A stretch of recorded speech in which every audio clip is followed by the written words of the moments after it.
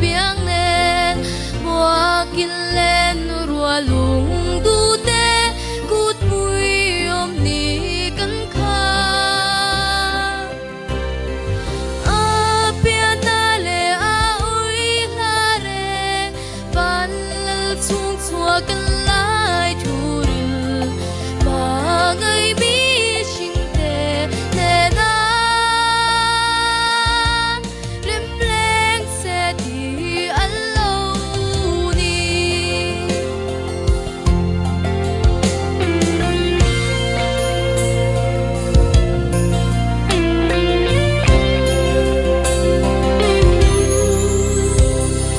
em vang mua mình môi na be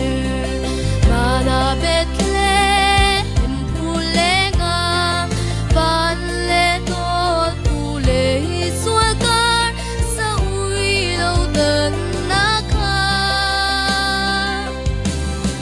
van sai polin na ron buang chia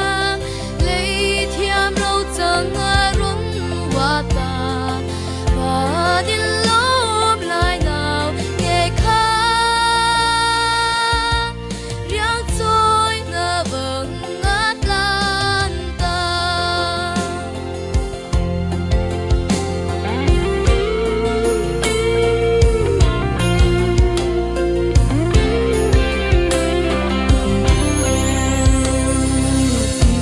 pian thu le ni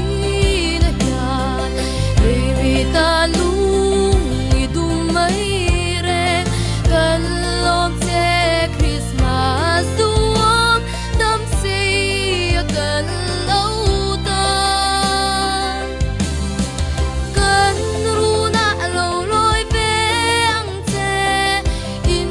tin ven tin a lo yang che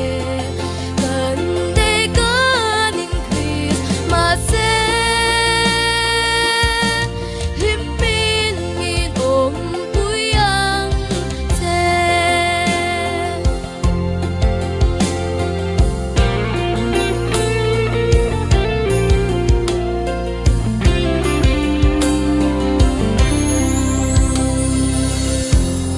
Lepas lepas keramat semua sih.